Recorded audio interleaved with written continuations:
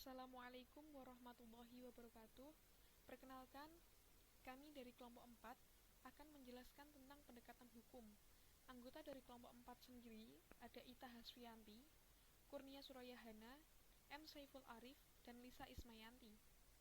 Yang pertama adalah pentingnya pendekatan hukum untuk penelitian.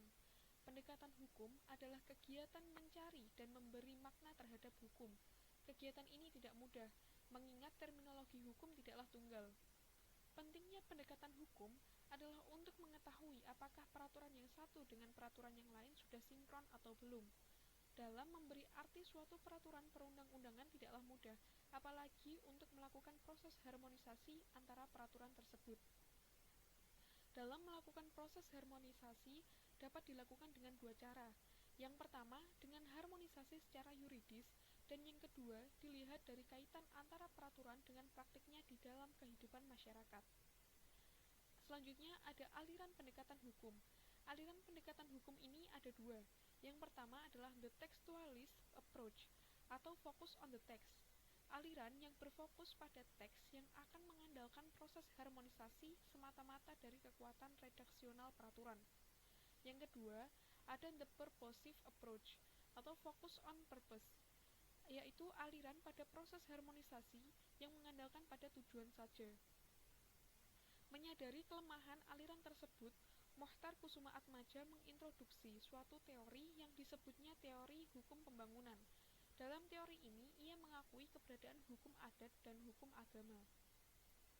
Kemungkinan yang akan terjadi ketika proses harmonisasi yaitu yang pertama, terjadi inkonsistensi secara vertikal dari segi format peraturan, yakni peraturan perundang-undangan yang lebih rendah bertentangan dengan peraturan yang lebih tinggi.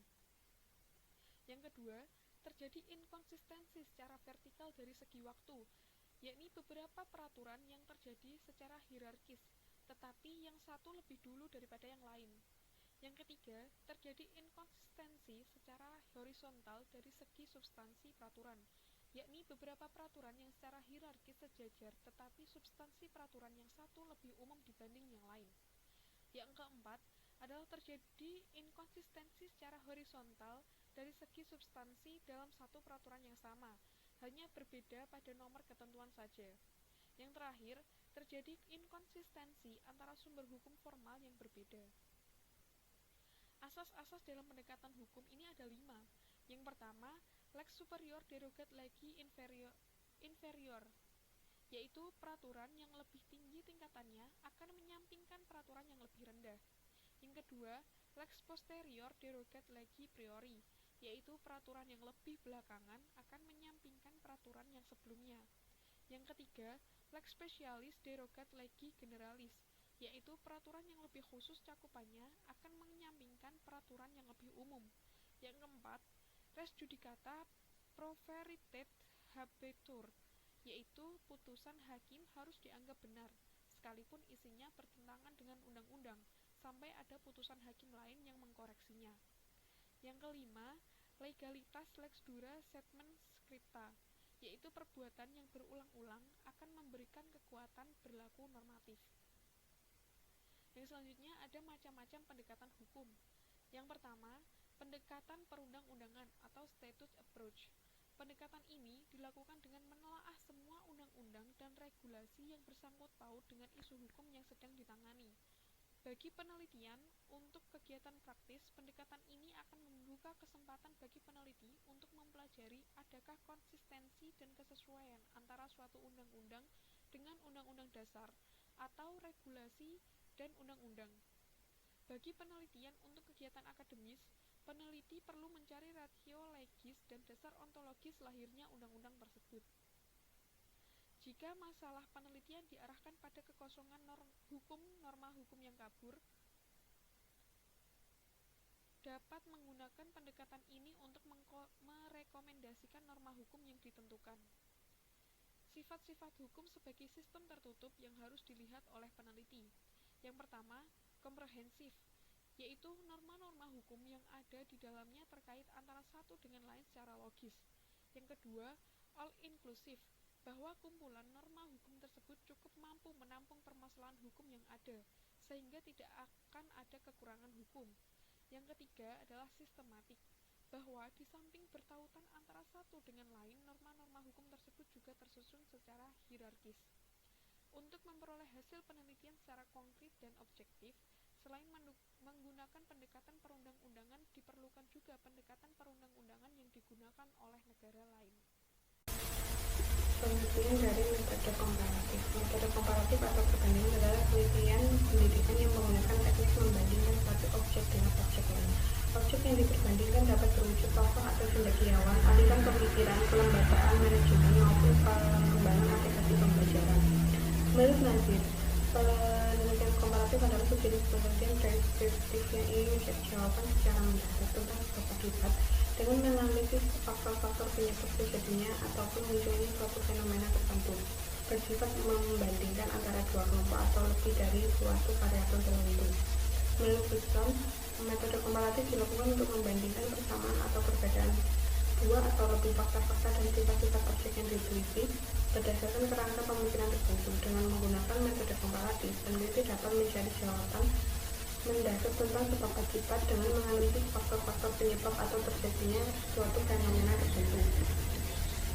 Menurut Surahman mengatakan bahwa komparasi adalah penyelidikan deskriptif yang berusaha mencari pemecahan suatu melalui analisis tentang hubungan sebab akibat, yakni memilih faktor tertentu yang berhubungan dengan situasi atau fenomena yang diteliti dan membandingkan dari faktor satu ke faktor yang lain. Menurut Richard, studi komparatif terus fokus pada variabel yang bersifat sistematik, yaitu variabel yang bersifat makro. Hal ini dikarenakan sistem yang bersifat lebih general dan luas apabila dibandingkan dengan variabel lainnya. Studi perbandingan lebih menekankan pada observasi sosial yang bersifat tidak terbatas pada teritorial tertentu. Nah, berdasarkan pengertian studi komparatif yang telah dikemukakan peneliti, dapat dipahami bahwasanya studi komparatif adalah suatu bentuk penelitian yang membandingkan antara variabel-variabel yang saling berhubungan dengan menentukan perbedaan-perbedaan atau persamaannya. Nah, ciri-ciri metode komparatif yaitu merupakan dua atau lebih objek yang berbeda, masing-masing berdiri sendiri dan bersifat terpisah, memiliki kesamaan pola atau cara kerja tertentu, objek yang diperbandingkan jelas dan spesifik, memiliki standar dan ukuran perbandingan berbeda dari objek yang sama. Nah, ciri-ciri metode komparatif yang lain yaitu menentukan mana yang lebih baik atau mana yang sebaiknya dipilih. Khususan masalah dalam metode komparatif membandingkan keberadaan atau satu variabel atau lebih pada dua atau sampel dan waktu cara yang berbeda, membuat generalisasi tingkat perbandingan berdasarkan cara pandang atau kerangka berpikir tertentu. Nah, berdasarkan ciri-ciri metode komparatif yang telah dipaparkan, peneliti dapat memahami bahwa ciri-ciri metode komparatif merupakan suatu karakter atau ciri yang signifikan yang dimiliki oleh metode komparatif agar dapat membedakan antara metode komparatif dengan metode penelitian yang lain. Nah, kelebihan dari metode komparatif yaitu metode suatu penelitian yang layak pada banyak hal bila metode eksperimental tidak memungkinkan untuk dilakukan. Memperbaiki teknik, metode statistik dan desain dengan mengontrol fitur-fitur secara parsial. Metode komparatif dapat mensubstitusikan metode eksperimental. Penelitian komparatif dapat mengadakan estimasi terhadap parameter hubungan kausal secara lebih efektif. Metode komparatif dapat menghasilkan informasi yang sangat berguna mengenai sifat-sifat gejala-gejala yang dipersoalkan. Setelah membuat metode komparatif itu dapat dipertanggungjawabkan lagi. Kelemahan dari komparatif yaitu penelitian tersebut tidak mempunyai kontrol terhadap variabel bebas. Sukar memperoleh kepastian bahwa faktor-faktor penyebab dan yang relevan telah benar-benar tercakup dalam kelompok faktor-faktor yang telah diteliti. Kenyataan bahwa faktor penyebab bukanlah faktor tunggal, melainkan kombinasi dan interaksi antara berbagai faktor dalam kondisi tertentu untuk menghasilkan efek yang disaksikan menyebabkan soalnya sangat kompleks. Yang keempat, suatu gejala mungkin tidak hanya merupakan akibat dari sebab-sebab ganda, tetapi dapat juga disebabkan oleh suatu kejadian tertentu dan oleh lain pada sebab yang lain. Yang kelima, apabila saling berhubungan antara dua variabel telah dikemukakan, mungkin sulit untuk menentukan mana yang sebab mana yang akibat. Di sini saya akan menjelaskan tentang pendekatan konseptual. Definisi konseptual adalah menjelaskan konsep dengan kata-kata atau istilah lain yang berkaitan dengan judul dan pembahasan utama dalam penelitian ini. Contoh yang ada dalam pendekatan konseptual di sini adalah seperti pendekatan konseptual adalah guru memberikan konsep tertentu kepada siswa, lebih kepada konsep saja. Pada pendekatan model ini, siswa dibimbing memahami suatu bahasan dengan memahami konsep-konsep yang terkandung di dalamnya. Dalam proses pembelajaran ini, penguasaan konsep dan menjadi sasaran utama pembelajarannya. Pendekatan ini kurang memperhatikan aspek student, guru terlalu dominan, dan siswa membimbing untuk memahami konsep-konsep saja. Contoh selanjutnya, contoh kasus pendekatan konseptual. Contohnya seperti ini. Siswa diberikan konsep-konsep atau metode-metode tentang diferensial. Dalam hal ini, guru lebih memberikan konsep dan siswa dituntut untuk memahami lebih jauh materi yang telah diajarkan oleh gurunya. Assalamualaikum warahmatullahi wabarakatuh. Saya ingin menjelaskan tentang pendekatan kasus, case approach. Pendekatan kasus dilakukan dengan cara menelaah kasus-kasus terkait dengan isu yang sedang dihadapi dan telah menjadi putusan yang mempunyai kekuatan hukum tetap. Lalu kajian pokok dalam pendekatan kasus adalah rasio decidendi. Jadi decidendi atau bisa disebut dengan reasoning, yaitu pertimbangan pengadilan untuk sampai kepada suatu putusan. Jadi pendekatan kasus ini bisa kita telaah dan kita bisa teliti bahwasannya seluruh elemen-elemen pendekatan kasus ini bisa jadi masukan-masukan untuk menggunakan yaitu manajemen hukum, yaitu dengan isu-isu hukum yang terjadi, referensi bagi penyusunan, argumentasi, dan lain-lain seperti itu. Lalu pendekatan historis bisa disebut juga historical approach. Pendekatan histori dilakukan dengan menelaah latar belakang apa yang dipelajari dan perkembangan pengaturan mengenai isu hukum yang dihadapi. Telaah ini diperlukan peneliti untuk mengungkap filosofi dan pola pikir yang melahirkan sesuatu yang sedang dipelajari.